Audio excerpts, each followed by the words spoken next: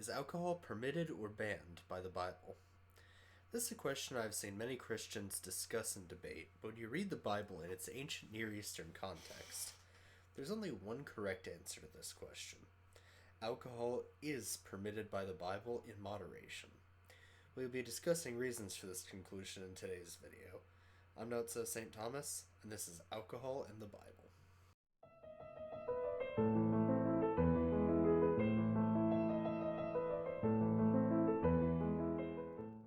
So, like I stated previously, this is a hot topic in Christian circles.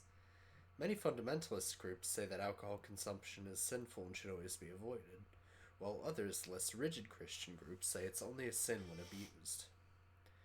So who is right? It can be difficult to wade through the arguments, so I'm going to be doing that work for you. As I already stated in my intro, I believe that drinking isn't always sinful, but it can be. I would be here for 2 hours if I tried to go through every Bible verse that mentions alcohol, so I'm picking some from two perspectives. Some that talk positively about alcohol and some that talk negatively. I'll start with the verses that talk positively about alcohol and then all the ones that speak negatively. Afterward, you should have a much better understanding of the positions of both sides. And before we get into it, a friendly reminder to keep the comments civil. Polite disagreement and criticism will be accepted and acknowledged. Rudeness will be ignored.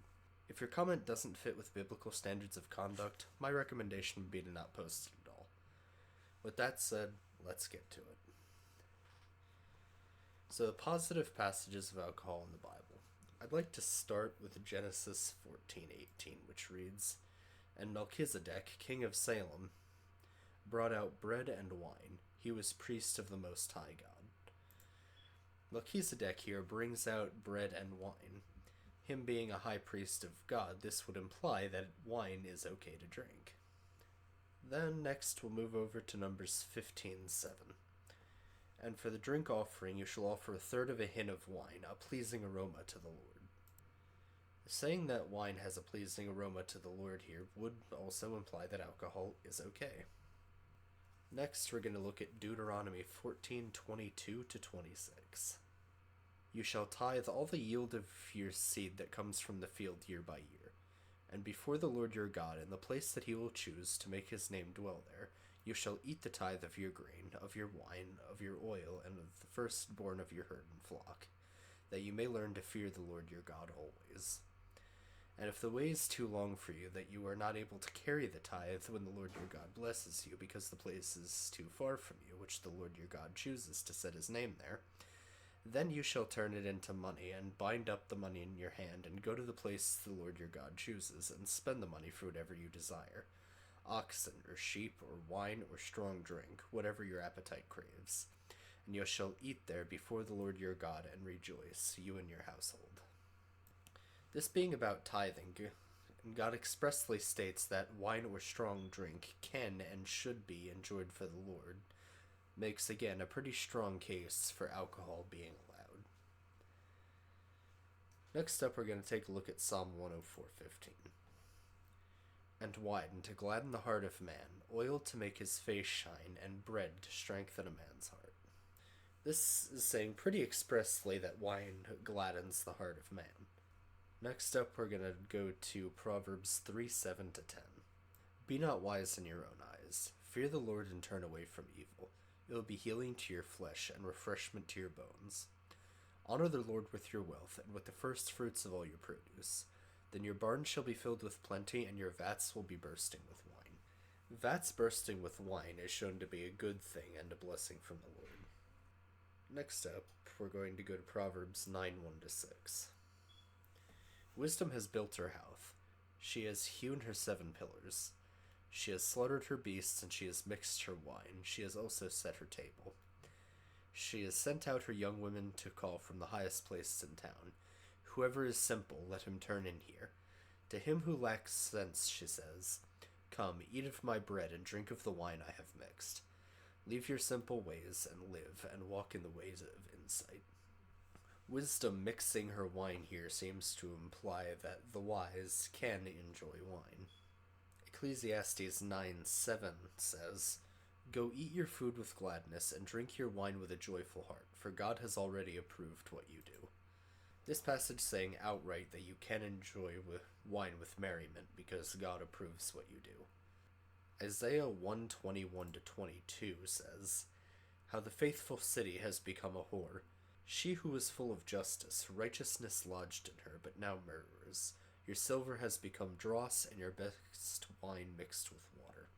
The passage seems to be implying that watering down good wine is a negative thing. If we then go up to Isaiah 25:6, we see, "On this mountain the Lord of hosts will make for all people a feast of rich food, a feast of well-aged wine, of rich food full of marrow, and aged wine well refined." This passage talks about God making a feast with well-aged wine. This cannot be referring to grape juice, and I'll get into that argument later. For now, let's get to Matthew 11:19.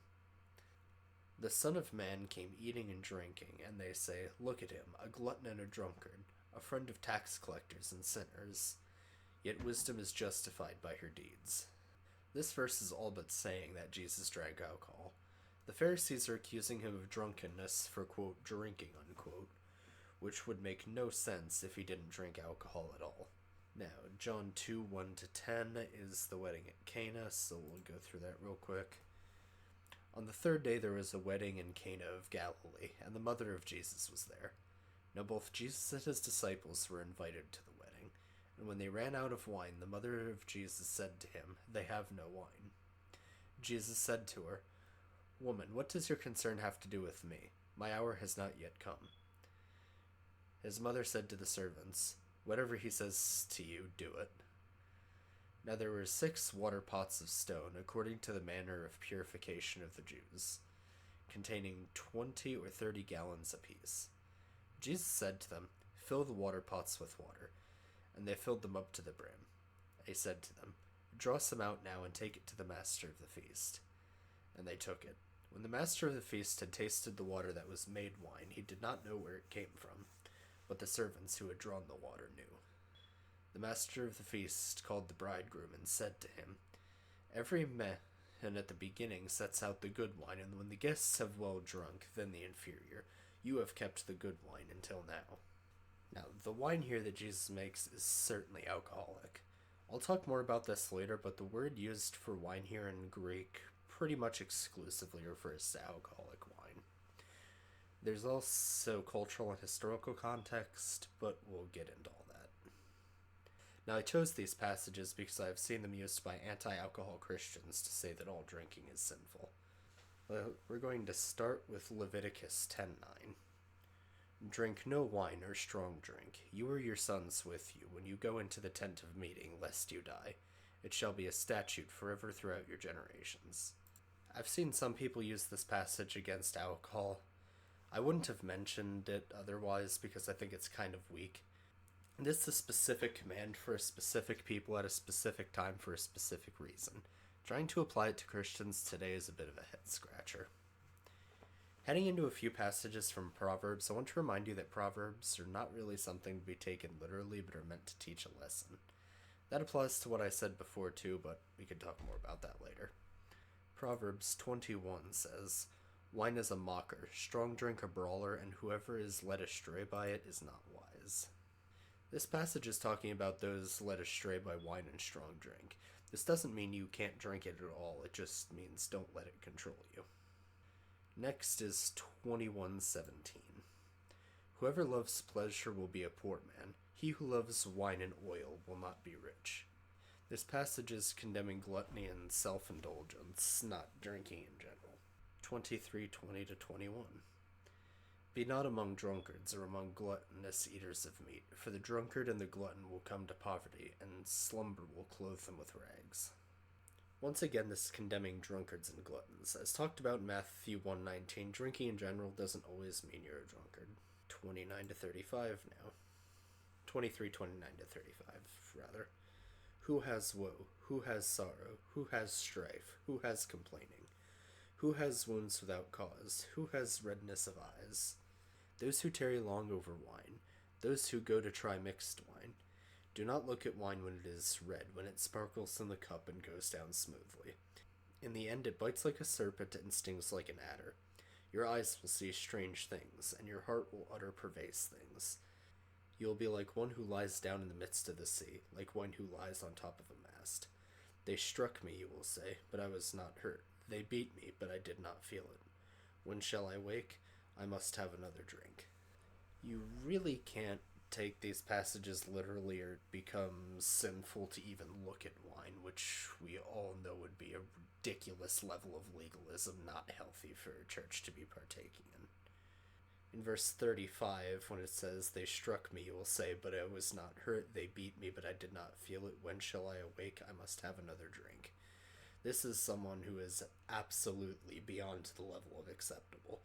Like, they're just numb to everything and they want drinks when they wake up. This is clearly about somebody that is addicted and can't handle it. Now, Proverbs 31:4-7.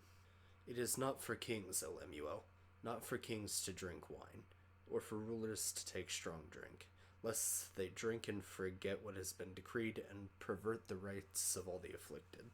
Give strong drink to the one who is perishing, and wine to those in bitter distress. Let them drink and forget their poverty, and remember their misery no more. This reads to me like a warning about being drunk when making big decisions. Decision-making is an act that requires sober-mindedness. This should not be read as a warning against all drinking. Isaiah 5:11 is up next. Woe to those who rise early in the morning, that they may run after strong drink, who tarry late into the evening, as wine inflames them. This kind of goes back to what I was saying in 29-35, that when you wake up craving drink, you might have a problem. This is a passage about addiction. Then Isaiah 5:22. Woe to those who are heroes at drinking wine, and valiant men in mixing strong drink. Heroes at drinking wine here is meant as a contrast between what heroes should be doing and what they are actually doing. They should be helping people, but are instead only good at drinking. This is once again against constant drunkenness. Now, Isaiah 28:7. They also reel with wine, and stagger with strong drink. The priest and the prophet reel with strong drink, and are swallowed by wine. They stagger with strong drink. They reel in vision. They stumble in giving judgment. This one requires a bit of context. In this part of Isaiah, the book is describing the judgment on Ephraim and Jerusalem. It is describing priests being too busy being drunk to perform their duties properly, hence the stumble in giving judgment part. This isn't describing what happens when you drink in moderation to give thanks to God. This is describing what happens when wine and strong drink consume you. Next up, I'd like to take a look at Ezekiel 44:21. No priest shall drink wine when he enters the inner court. This is another one that I would never... I wonder why anti-alcohol Christians use this as a passage against all drinking. This is a rule for specifically priests entering the inner courtyard, not drinking in general. Second to last, I'm going to take a look at Habakkuk 2:15. Woe to him who makes his neighbors drink. You pour out your wrath and make them drunk in order to gaze at their nakedness. This one is another one that should be self-explanatory. This is about not getting someone drunk to take advantage of them, not drinking oneself. Ephesians 15:17-18 is the last one I'm going to take a look at here. Therefore, do not be foolish, but understand what the Lord's will is. Do not get drunk on wine, which leads to debauchery. Instead, be filled with the Spirit. This is the last one, and is about getting drunk, not all drinking. With references out of the way, I think it's important to talk about different terms used for alcohol in the Bible. I say this because a lot of anti-alcohol people like to point to the use of the term new wine to refer to non-alcoholic wine. This is a bit misguided, but we'll get into that. In Hebrew, two terms are typically, with some exceptions, but I'll talk about that later, used for wine. The first term is yayin, which is likely alcoholic because it comes from an unused root word meaning to effervesce, as noted by theologian and Bible scholar James Strong. The second term is Tīrōš, which is a little more nuanced. Tīrōš is what some people translate as new wine. They'll say that this always refers to non-alcoholic wine, and they're only half right. Tīrōš is a very broad term that can mean anything from an individual grape to alcoholic wine. It's called metonymy, or something that refers to a concept as something closely related. An easy way to understand this, seen in more modern times, is calling the concept of a monarch the crown. In that case, when someone says the crown, they may be referring to the physical piece of jewelry or the local monarch. In the case of Tīrōš, it refers to both the natural produce, being the grape, and the final product, being the wine. The way to know is by context. Let's take a look at an example. In Deuteronomy 7:13, the Bible uses Tīrōš shortly after the fruit of your ground, so it's likely referring to grapes here. However, in Hosea 4:11, both yayin and Tīrōš are said to, quote, take away understanding, unquote, which wouldn't make sense if Tīrōš always referred to non-alcoholic wine or grapes. Let's look at my positive references to make sure they're referring to alcoholic wine. Genesis 14:18 uses yayin, most likely alcoholic, nothing there. Numbers 15:7 also uses yayin. Now Deuteronomy 14:22 uses Tīrōš, so you have to check the context. You shall eat the tithe of your grain, of your wine, and of your oil. Because it's talking about eating here, I think this word wine, being Tīrōš, is used to signify grapes. But that's not really what we're talking about. But verse 26, when God says that you can drink wine for merriment, and strong drink, mind you, it also uses the term yayin. Psalm 104:15 uses yayin. Proverbs 3:10 uses Tīrōš, so we'll have to once again check the context. The clue here is, I think, the use of vats. If wine is in vats, it's already likely alcoholic wine, or it's aging into alcoholic wine. Without modern refrigeration, there was really no way to stop the fermenting process from happening naturally. However, if you don't want to count this one, I won't die on this hill. It ultimately doesn't matter to the rest of my case. Proverbs 9:2 uses yayin. Ecclesiastes 9:7 also uses yayin.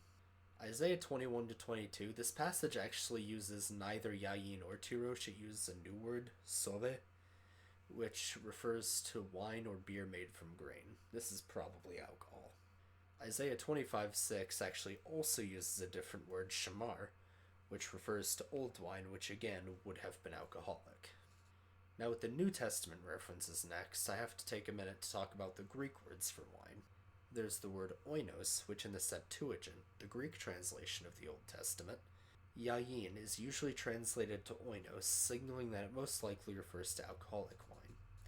Tīrōš was usually translated as glucose, meaning sweet wine. Now let's look at the New Testament. Matthew 11:19 doesn't actually use the term wine at all, but my point still stands, that the Pharisees would have no cause to accuse Jesus of being a drunkard if he never drank at all, because in that passage he was being contrasted to John the Baptist, who the Pharisees called a demon for not drinking. John 2:1-10. With the wedding at Cana, oinos is the only term used for wine here. Couple that with the context of the passage. This was a wedding celebration, and the master of the feast had said they served the good wine last. It doesn't make any contextual or cultural sense for this to be referring to non-alcoholic grape juice.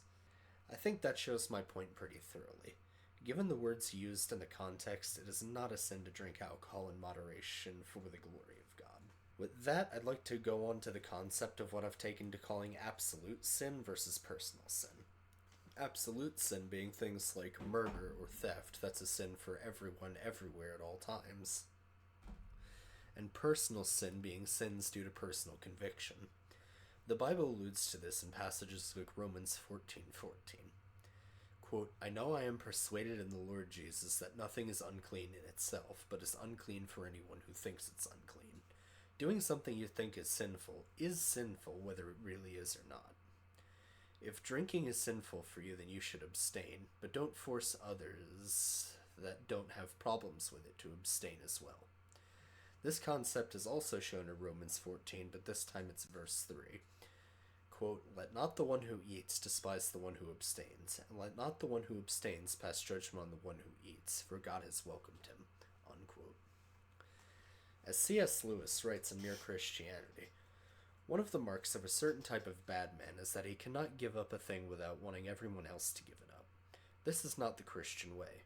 An individual Christian may see fit to give up all sorts of things for special reasons. Marriage, or meat, or beer, or the cinema. But the moment he starts saying the things are bad in themselves, or looking down his nose at other people who do use them, he has taken the wrong turning. Unquote. I would also like to note that this applies to people who can't drink without overindulging. If you're an alcoholic, you should avoid alcohol altogether so as to not cause yourself to stumble.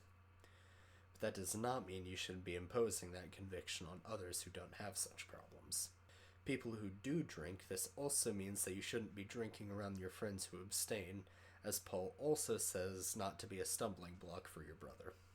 This brings us to the conclusion from the front of the video.